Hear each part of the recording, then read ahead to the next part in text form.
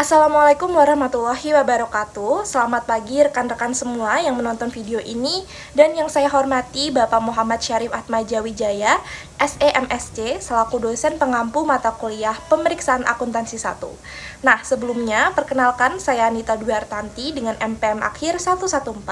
Di sini saya akan menjadi moderator yang memandu jalannya presentasi dari kelompok 2. Nah, pada kesempatan kali ini, kelompok kami akan membawakan presentasi yaitu tentang review materi pembelajaran pra-ETS pada mata kuliah Pemeriksaan Akuntansi 1. Baik, sebelum memasuki materi, izinkan saya untuk memperkenalkan nama anggota kelompok saya yang dimana yang pertama yaitu Alif Nurdiana Gita Suci Susanto dengan NPM akhir 087, lalu ada Bintang Pradipa dengan NPM akhir 090, lalu ada saya sendiri Puspitasari dengan NPM akhir 097, dan yang terakhir ada Anita Dwi Hartanti dengan NPM akhir 114.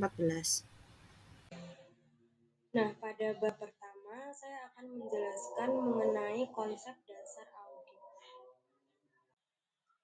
Nah, yang pertama yaitu ada definisi audit.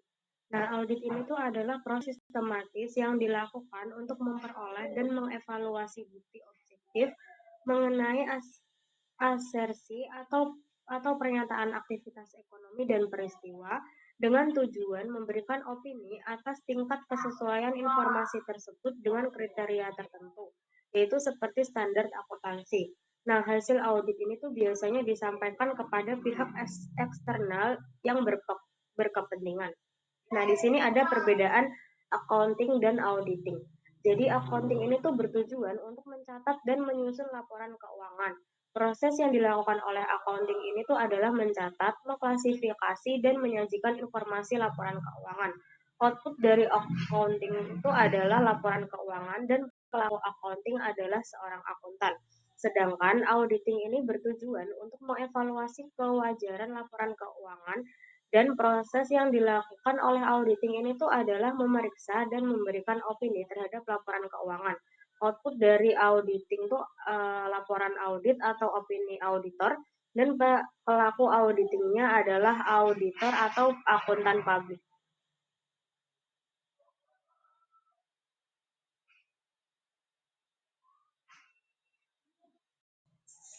Selanjutnya yaitu mengenai latar belakang kebutuhan audit. Nah, jadi di sini tuh ada 4. Yang pertama ada konflik kepentingan. Jadi manajemen menyusun laporan keuangan, sementara pemilik dan pengguna laporan ingin informasi yang objektif. Audit diperlukan untuk menjembatani kepentingan tersebut. Yang kedua ada konsekuensi, yaitu keputusan bisnis diambil berdasarkan laporan keuangan. Jika salah saji, konsekuensinya bisa besar sehingga perlu diverifikasi. Yang ketiga ada kompleksitas, yaitu transaksi bisnis modern semakin kompleks sehingga pengguna laporan keuangan tuh membutuhkan pihak ahli atau auditor untuk menilai kewajaran informasi. Dan yang terakhir ada jarak, yaitu pemilik perusahaan sering tidak terlibat langsung dalam operasional. Audit menjadi alat untuk menilai kinerja manajemen secara independen.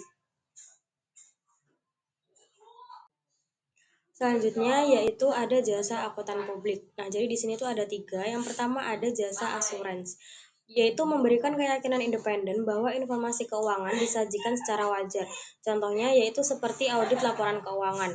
Yang kedua ada jasa atestasi, yaitu bagian dari asuransi di mana akuntan ini tuh memberikan laporan tertulis yang menyatakan opini atas asersi pihak lainnya.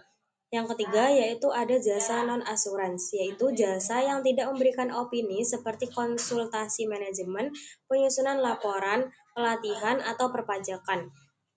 Nah, di sini juga ada tipe audit, yaitu ada 3. Yang pertama ada audit laporan keuangan, yaitu menilai kewajaran penyajian laporan keuangan berdasarkan standar akuntansi.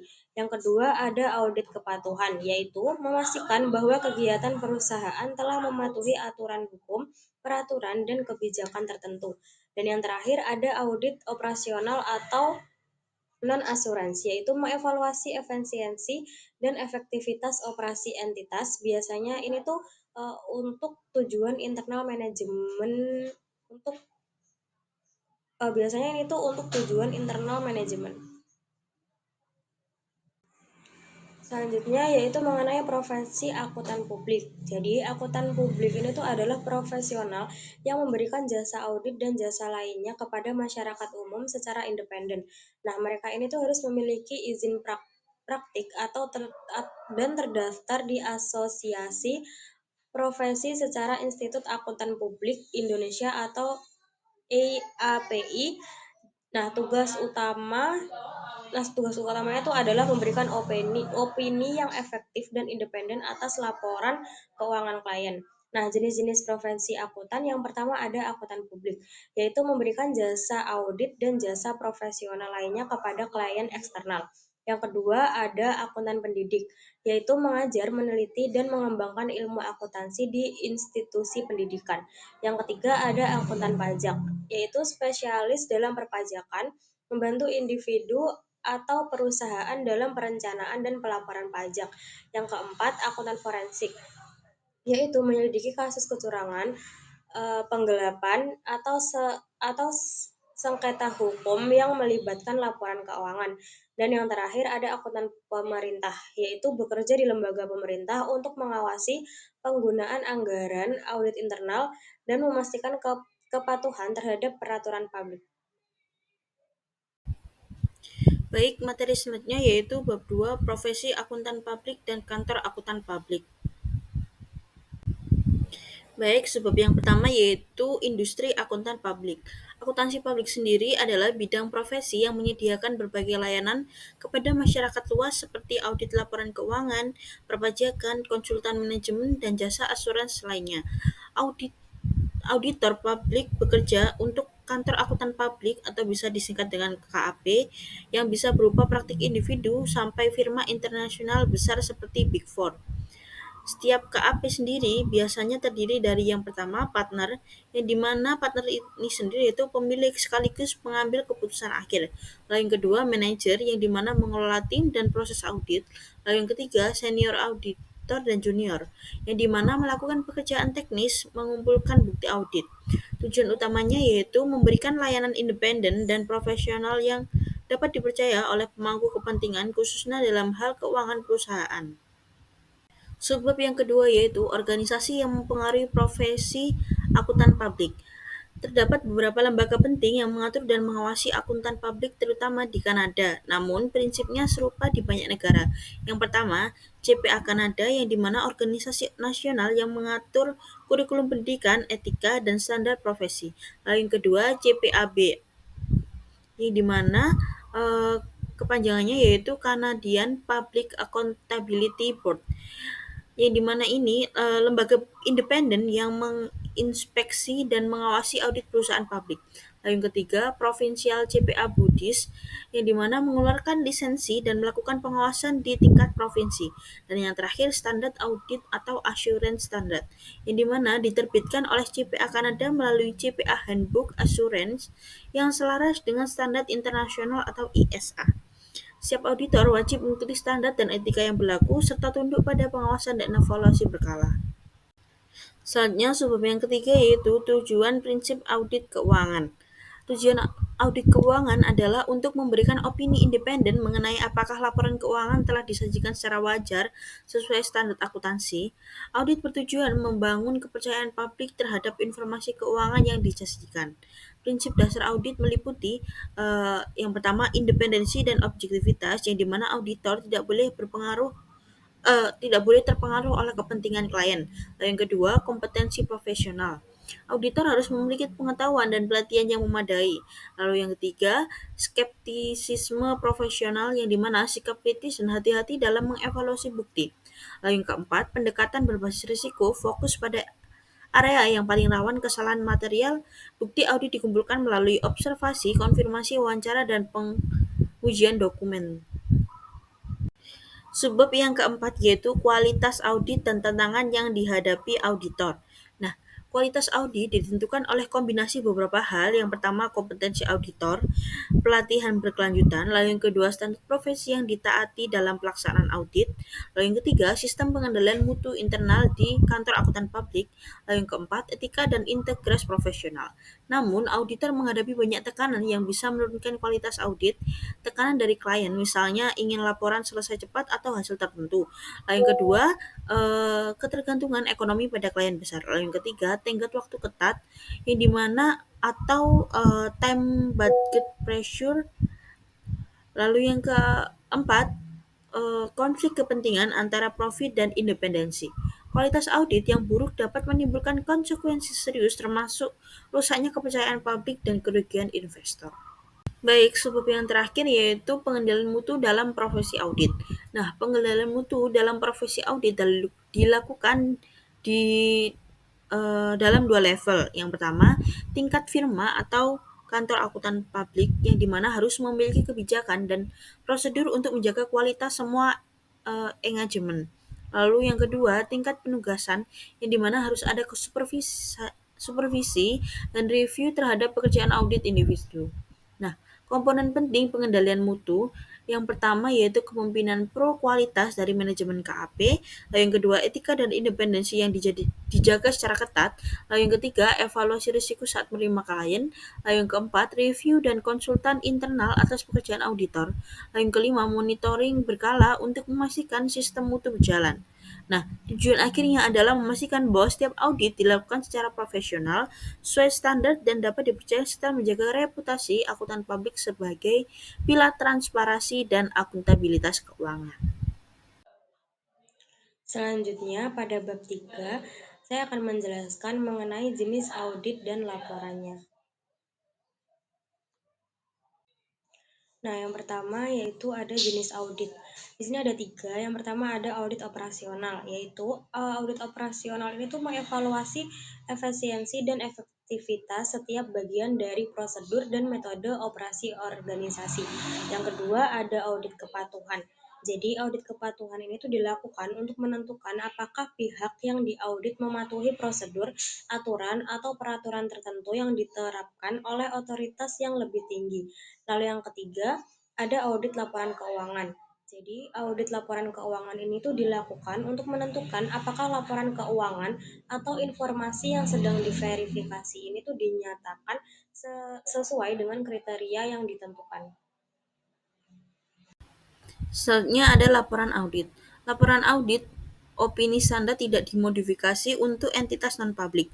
Lalu kondisi untuk laporan audit opini standar yang tidak dimodifikasi. Selanjutnya laporan audit standar dan laporan pengendalian internal atas pelaporan keuangan. Lalu ada laporan audit opini tidak dimodifikasi dengan paragraf penjelas yang menekankan pada pokok bahasan atau kata-kata laporan yang tidak standar. Lalu modifikasi terhadap pendapat dalam laporan audit. Selanjutnya ada materialitas. Selanjutnya ada diskusi tentang kondisi yang memerlukan modifikasi pendapat. Selanjutnya ada proses pengembalian keputusan auditor untuk laporan audit dan yang terakhir standar akuntansi dan audit internal. Baik, memasuki materi pada bab ke-6 yaitu tentang tujuan dan tanggung jawab audit. Di sini kita akan membagi materi pada bab ini menjadi 11 subbagian yang akan saya jelaskan pada next slide dan pada video berikutnya. Baik, memasuki subbagian pertama yaitu 6.1 tentang tujuan audit. Di sini kita akan membahas tujuan audit secara garis besar. Jadi tujuan audit adalah untuk memberikan opini auditor kepada pengguna laporan keuangan tentang apakah laporan keuangan tersebut disajikan secara wajar dan sesuai dengan ketentuan akuntansi keuangan yang berlaku. Lalu, opini auditor ini penting karena dapat meningkatkan keyakinan pengguna laporan keuangan yang dituju. Pada subbagian selanjutnya yaitu 6.2 dan 6.3 kita akan membahas tentang tanggung jawab manajemen dan tanggung jawab auditor. Kenapa kita perlu memisahkan tanggung jawab manajemen dan juga tanggung jawab auditor? Karena pada dasarnya kedua bagian ini memiliki peran yang berbeda dan harus dipisahkan secara jelas tanggung jawab dan peran-perannya. Kita akan membahas tanggung jawab manajemen terlebih dahulu. Jadi untuk tanggung jawab manajemen itu adalah untuk mengadopsi kebijakan akuntansi yang baik, lalu menjaga pengendalian internal yang memadai, dan membuat pernyataan yang wajar dalam laporan keuangan yang berada di tangan manajemen. Lalu pada subbab 6.3 kita akan membahas tentang tanggung jawab auditor. Nah, tanggung jawab auditor sendiri itu dibagi menjadi 2. Yang pertama yaitu memperoleh keyakinan yang memadai tentang laporan laporan keuangan secara keseluruhan. Lalu yang kedua adalah melaporkan laporan keuangan dan mengomunikasikannya sebagaimana diharuskan standar audit sesuai dengan temuan auditor. Lalu masih membahas tentang tanggung jawab auditor. Di sini ada istilah dan frasa penting yang perlu kita pahami sebelum kita melangkah ke subbagian selanjutnya. Yang pertama adalah tentang salah saji material. Nah, salah saji material versus imaterial. Salah saji material itu dianggap material jika kesalahan yang tidak dikoreksi dan penipuan digabungkan dalam laporan keuangan. Lalu, keyakinan yang wajar.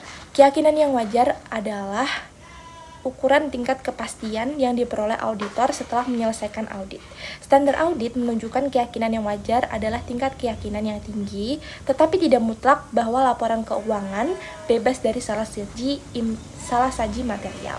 Lalu istilah yang ketiga adalah kesalahan versus penipuan. Nah, untuk kesalahan sendiri adalah salah saji yang tidak disengaja dalam laporan keuangan, sedangkan penipuan itu adalah kesalahan yang disengaja. Contohnya seperti kecurangan, lalu penyalahgunaan aset, dan juga penggelapan ataupun penipuan yang dilakukan oleh karyawan. Baik, memasuki subbagian selanjutnya, yaitu pada 6.4, kita akan membahas tentang skeptisme profesional. Kenapa ini penting untuk kita pelajari? Karena untuk memberikan keyakinan memadai dalam mendeteksi kesalahan, material, dan kecurangan dalam laporan keuangan, audit harus direncanakan dan dilakukan dengan sikap skeptisme profesional dalam semua aspek penugasan. Nah, skeptisme profesional itu terdiri dari dua komponen utama. Yang pertama, yaitu pemikiran yang penuh dengan pertanyaan, dan yang kedua adalah penilaian kritis terhadap bukti audit. Selanjutnya, ciri-ciri skeptisme profesional. Terdapat 4 ciri-ciri skeptisme profesional. Yang pertama yaitu pola pikir yang mempertanyakan, lalu yang kedua adalah penundaan keputusan, lalu yang ketiga adalah pencarian bukti lebih, serta yang terakhir adalah pemahaman interpersonal, otonomi, dan self-esteem. Lalu, pada subbagian selanjutnya kita akan membahas tentang penilaian profesional. Nah, di sini terdapat 5 elemen proses penilaian yang efektif.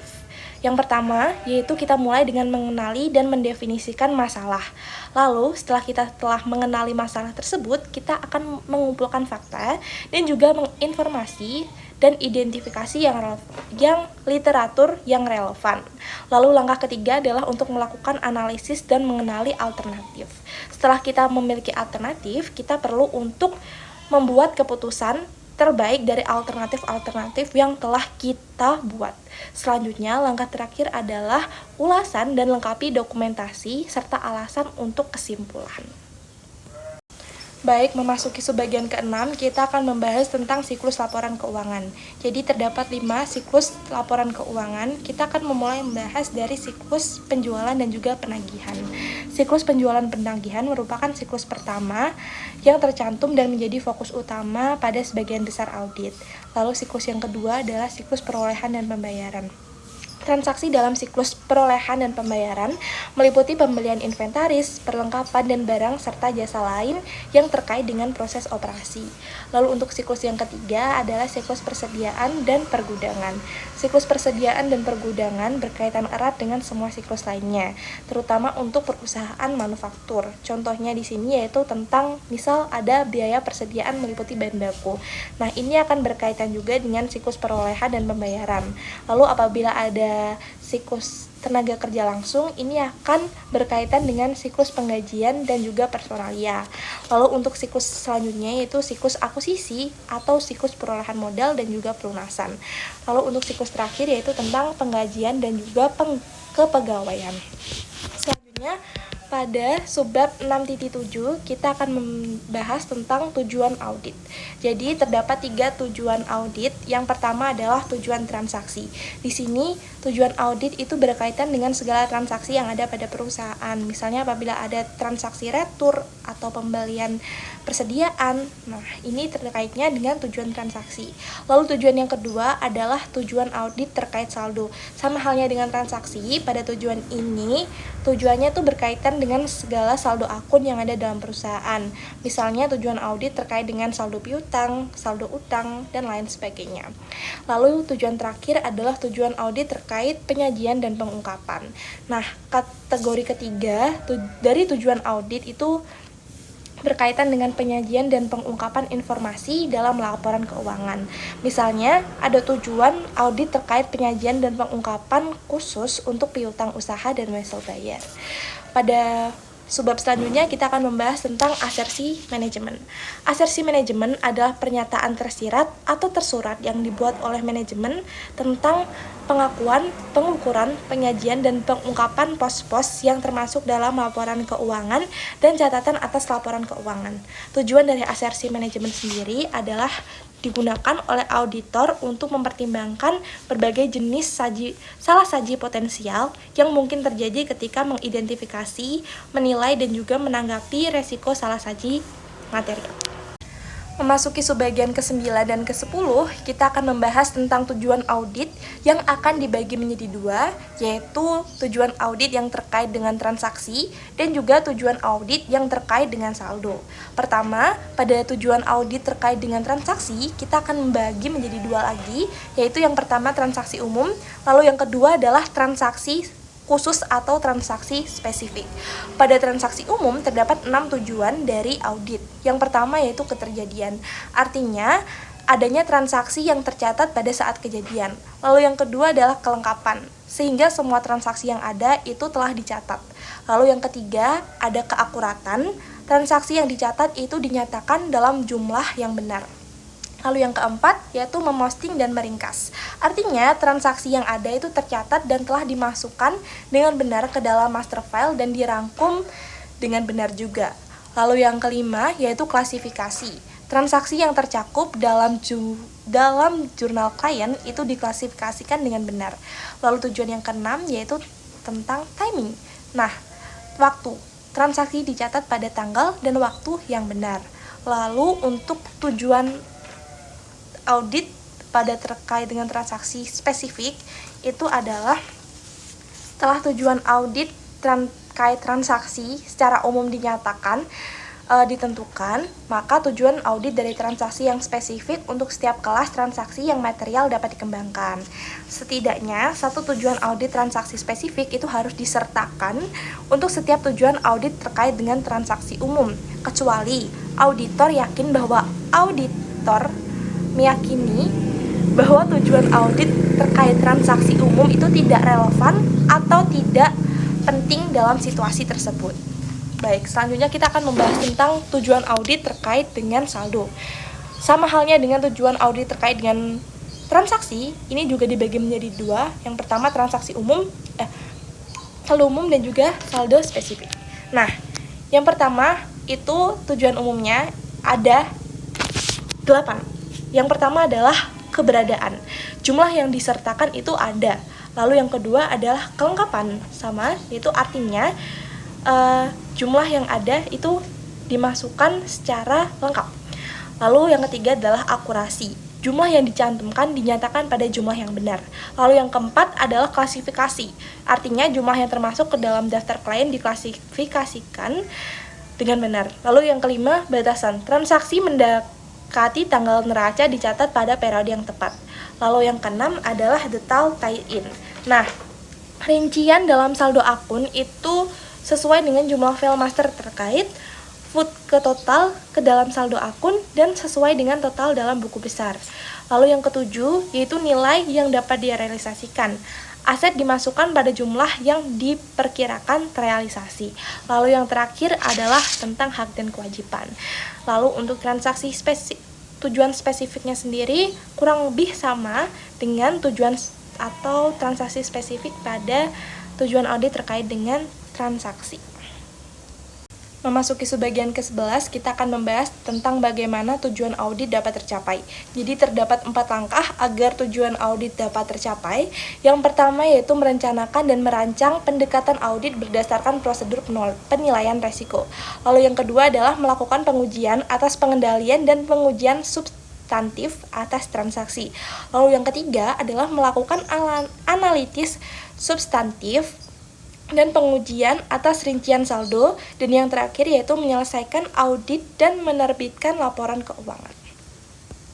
Nah, di bab selanjutnya adalah bab 9, yaitu adalah risiko audit.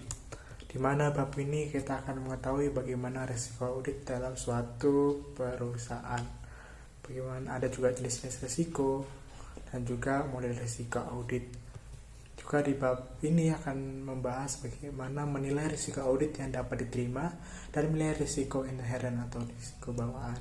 Di bab ini juga akan dijelaskan bagaimana hubungan risiko dan bukti audit serta faktor-faktor yang memengaruhi sebuah risiko. Dan terakhir juga membahas bagaimana hubungan risiko dan materialitas dengan bukti audit. Masuk pada risiko audit, secara pengertian ini merupakan kemungkinan atau potensi dalam penyampaian opini yang salah saji.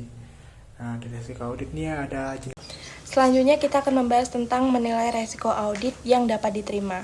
Pertama, yaitu kita akan membahas tentang resiko keterlibatan. Resiko keterlibatan adalah resiko bahwa auditor atau firma audit akan mengalami kerugian setelah audit selesai, meskipun laporan auditnya benar.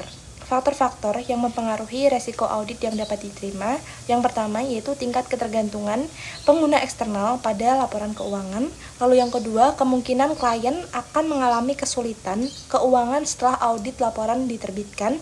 Lalu yang ketiga adalah penilaian auditor terhadap integritas manajemen. Nah, terkait ketiga faktor tersebut, pada tabel 9.2 di samping itu ada metode yang dapat digunakan praktisi untuk menilai resiko audit yang dapat diterima. Pada faktor pertama yaitu ketergantungan pengguna eksternal tentang laporan keuangan atau itu external users reliance on financial statement. Metode yang dapat digunakan itu diantaranya adalah yang pertama, periksa laporan keuangan termasuk catatan kaki seperti formulir 10K untuk perusahaan publik. Lalu yang kedua, membaca risalah rapat dewan direksi untuk menentukan rencana masa depan. Lalu yang ketiga, yaitu membaca laporan analisis keuangan untuk perusahaan publik. Dan yang keempat, yaitu mendiskusikan rencana pembiayaan dengan manajemen. Lalu untuk faktor yang kedua, yaitu faktor likelihood of financial difficulties atau kemungkinan kesulitan keuangan, itu metode yang dapat digunakan yaitu menganalisis laporan keuangan untuk kesulitan keuangan menggunakan rasio dan prosedur analitis lainnya. Lalu yang kedua adalah memeriksa laporan arus kas historis dan proyeksi untuk mengetahui sifat arus kas dan arus masuk serta arus keluar. Lalu untuk faktor yang ketiga yaitu tentang manajemen integrity atau integritas manajemen, metode yang dapat digunakan adalah mengikuti prosedur yang telah dibahas dalam bab 8. Lalu untuk subbab selanjutnya kita akan membahas tentang menilai risiko inherent atau risiko bawaan. Risiko inherent adalah tingkat risiko yang ada sebelum pengendalian atau upaya apapun dilakukan. Nah, faktor-faktor yang mempengaruhi risiko inherent sendiri itu ada 8 faktor. Yang pertama adalah sifat bisnis klien, lalu yang kedua hasil audit sebelumnya, yang ketiga keterlibatan awal versus keterlibatan berulang, lalu yang keempat pihak terkait, lalu yang kelima yaitu transaksi yang kompleks atau tidak rutin, lalu yang keenam pertimbangan diperlukan untuk mencatat saldo, akun, dan transaksi dengan benar, lalu yang ketujuh adalah komposisi penduduk, lalu ke-8 adalah faktor-faktor yang berhubungan dengan pelaporan keuangan yang mengandung kecurangan, yang terakhir adalah faktor-faktor yang berhubungan dengan penyalahgunaan aset. Memasuki subbagian selanjutnya, kita akan membahas tentang hubungan resiko dan bukti audit. Terdapat dua kondisi di sini dan terdapat satu kesimpulan. Kondisi yang pertama yaitu apabila AAR atau acceptable audit risk-nya tinggi, yang dimana artinya auditor bersedia menerima resiko yang lebih tinggi, maka PDR atau plan detection risk-nya itu akan naik sehingga prosedur auditnya itu akan lebih ringan dan juga bukti audit yang diperlukan akan berkurang. Lalu yang kedua, kondisi kedua adalah apabila IR atau CR, inherent risk atau control risk-nya itu tinggi, yang dimana artinya kemungkinan terjadinya resiko itu tinggi. Nah, PDR-nya ini akan turun atau plan detection risk-nya akan turun sehingga bukti auditnya itu akan diperlukan lebih banyak. Lalu kesimpulannya adalah apabila resikonya tinggi, maka prosedur audit itu harus diperluas dan juga bukti audit yang diperlukan maka akan semakin banyak. Nah, Selanjutnya kita akan membahas tentang faktor-faktor yang mempengaruhi resiko. Yang pertama, kompleksitas transaksi dan estimasi. Lalu yang kedua, judgment management. Lalu yang ketiga yaitu sifat populasi akun. Yang keempat yaitu resiko penipuan atau fraud. Lalu yang kelima yaitu efektivitas pengendalian internal. Serta yang terakhir adalah masalah pada audit pada tahun sebelumnya. Selanjutnya di sini saya akan membahas tentang hubungan resiko dan materialitas dengan bukti audit. Baik, di sini seperti yang teman-teman bisa lihat, pertama itu pada figur 9.5 ada acceptable audit risk. Nah, hubungannya itu ada dua. Yang pertama memiliki hubungan langsung dengan plan detection risk dan juga memiliki hubungan terbalik atau inverse dengan plan audit evidence. Jika resiko audit yang dapat diterima tinggi, maka auditor itu boleh menerapkan resiko deteksi yang lebih tinggi juga. Nah, ini juga akan mempengaruhi plan audit evidence yang secara tidak langsung melalui plan detection risk. Lalu, pada inherent risk atau resiko inherent, resiko ini memiliki hubungan terbalik atau inverse dengan plan detection risk. Semakin tinggi resiko inherent, maka semakin rendah resiko deteksi yang diterapkan oleh auditor. Artinya, audit harus lebih ketat.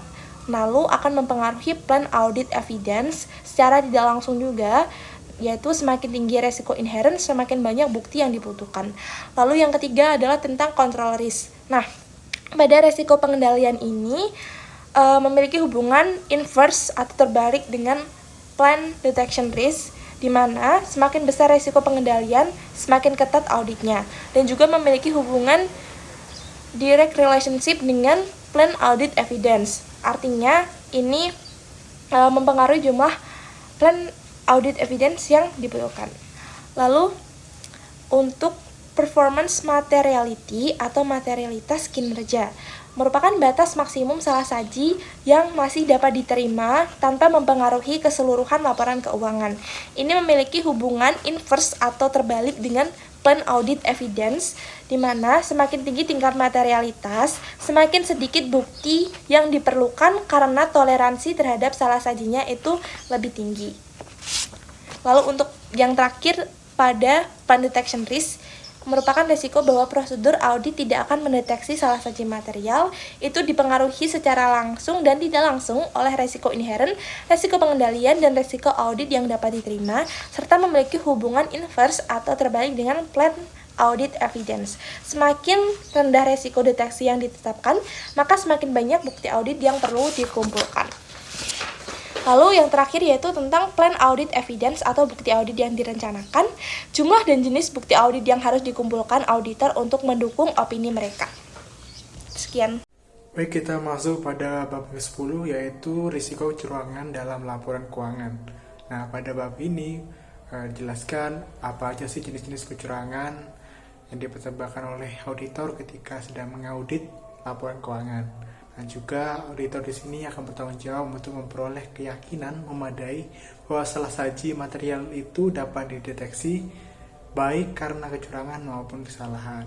Nah, bab sini juga menjelaskan bagaimana cara auditor menanggapi risiko fraud, lalu bagaimana area risiko kecurangan yang spesifik, dan juga bagaimana auditor dapat mengumpulkan bukti tambahan kalau ada curigai kecurangan, dan juga melakukan penyelidikan dan juga bertanggung jawab untuk melakukan komunikasi tertentu tentang kecurangan atau yang dicurigai yang dapat dideteksi kepada manajemen senior dan komite audit. Kita masuk pada jenis-jenis dari kecurangan. Di sini ada dua jenis kecurangan, yaitu adalah laporan keuangan yang curang, di mana terdapat pernyataan yang salah atau penghilangan suatu informasi secara disengaja dengan tujuan untuk menipu pengguna laporan. Jenis yang kedua yaitu penyalahgunaan aset. Sesuai dengan namanya, ini adalah merupakan bentuk penipuan yang melibatkan pencurian aset suatu perusahaan. Biasanya dilakukan oleh karyawan pada perusahaan tersebut. Nah, di sini ada yang namanya triangle fraud atau segitiga kecurangan. Kita bahas satu-satu. Yang pertama ada insentif atau pressure, di mana manajemen atau karyawan ini memiliki insentif atau tekanan untuk secara material menyajikan laporan keuangan yang salah.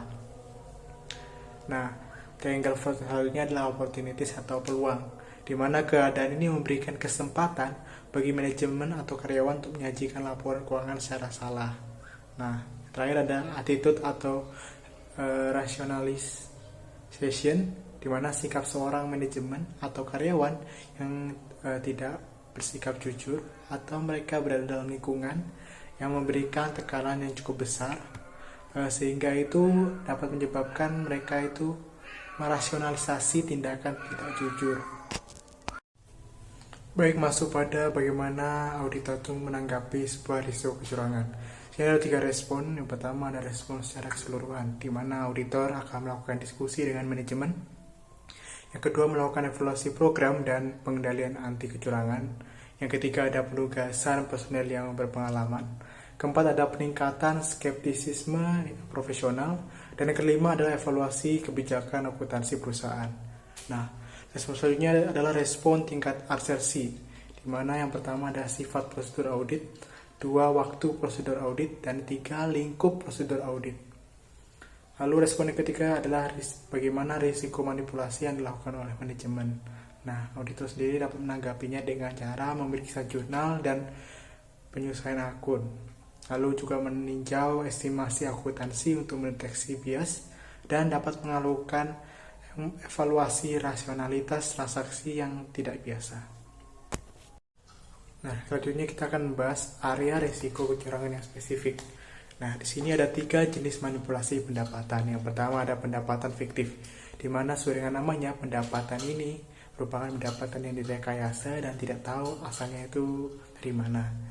Lalu yang kedua adalah pengakuan pendapatan yang prematur, di mana ini melakukan manipulasi dengan mempercepat waktu pengakuan pendapatan untuk memenuhi perkiraan laba atau penjualan. Ketiga ada manipulasi penyesuaian pendapatan, di mana manipulasi ini melakukan penyesuaian pendapatan yang melibatkan retur penjualan dan pengurangan. Nah, lalu bagaimana sih tanda-tanda peringatan penipuan pendapatan? Sini ada 5 tanda. Yang pertama ada penyalahgunaan tanda terima yang melibatkan pendapatan. Yang kedua adalah penyalahgunaan pendapatan dan penerimaan kas. Yang ketiga ada pelaporan keuangan yang curang untuk akun hutang. Yang keempat ada penyalahgunaan dalam siklus akuisisi dan pembayaran. Dan terakhir tanda yang kelima adalah pelaporan keuangan yang curang untuk persediaan. Nah, selanjutnya ada tanggung jawab ketika dicurigai adanya kecurangan. Nah, sebagai auditor eksternal, auditor itu akan mendeteksi sebagian kecil kecurangan, tapi lebih cenderung untuk mendeteksi kecurangan ketika hal tersebut berdampak material terhadap laporan keuangan. Nah, sepanjang audit, auditor itu akan terus mengevaluasi apakah bukti yang dikumpulkan dan pengamatan lain yang dilakukan mengindikasikan adanya salah saji material yang disebabkan oleh kecurangan. Semua kesalahan yang ditemukan auditor selama audit itu harus dievaluasi untuk mengetahui adanya indikasi kecurangan. Nah, ketika kecurangan itu dicurigai oleh auditor itu dapat mengumpulkan informasi tambahan atau bukti-bukti untuk menentukan apakah kecurangan ini benar-benar ada atau tidak. Nah, bagaimana sih auditor itu melakukannya? Yang pertama itu dapat melakukan sebuah wawancara gitu. Jadi auditor itu membuat pertanyaan terkait risiko kecurangan. Nah, teknik ini efektif dalam mengumpulkan bukti audit. Nah, wawancara tadi dengan membuat pertanyaan ini memungkinkan auditor memahami hal-hal yang tidak terdokumentasi atau mengamati respon verbal dan non-verbal, serta menyesuaikan pertanyaan berdasarkan jawaban responden. Yang kedua itu menentukan kategori pertanyaan. Nah, kategori pertanyaan ini auditor menggunakan pertanyaan untuk memperoleh informasi yang belum diketahui. Nah, khususnya tentang kejadian masa lalu atau proses yang sedang berlangsung. Pertanyaan terbuka membantu mengungkap rincian yang berkaitan dengan kesalahan atau kecurangan. Lalu step selanjutnya adalah mengevaluasi respon. Setelah auditor itu mendengarkan, auditor itu dapat mengevaluasi jawaban. Tanggapan awal seringkali tidak lengkap, sehingga diperlukan pertanyaan lanjutan untuk menggali informasi yang lebih dalam. Pengamatan perilaku dan skeptisisme ini penting dalam proses ini. Lalu ada listening teknik, di mana teknik ini atau teknik mendengarkan ini Seorang auditor tuh harus mendengarkan secara aktif dengan menunjukkan perhatian seperti kontak mata atau anggukan, lalu menghindari prasangka serta memanfaatkan jeda hening untuk memahami dan menilai informasi yang dilakukan oleh responden. Yang terakhir adalah mengamati syarat perilaku, di mana syarat perilaku ini auditornya harus terampil akan mengevaluasi syarat verbal dan non-verbal saat mengajukan pertanyaan untuk menilai kejujuran dan konsistensi jawaban sang responden. Nah, lalu yang terakhir adalah mendokumentasikan penilaian kecurangan. Nah, dalam standar auditing itu mengharuskan seorang auditor itu mendokumentasikan hal-hal berikut di bawah ini, yang terkait dengan pertimbangan auditor atas salah saji material yang disebabkan oleh kecurangan. Nah, yang pertama itu ada keputusan signifikan selama diskusi tim perikatan termasuk waktu, peserta, dan fokus pembahasan terkait kerentanan entitas terhadap kecurangan material. Yang kedua, prosedur yang dilakukan untuk memperoleh informasi guna mengidentifikasi dan menilai risiko kecurangan material.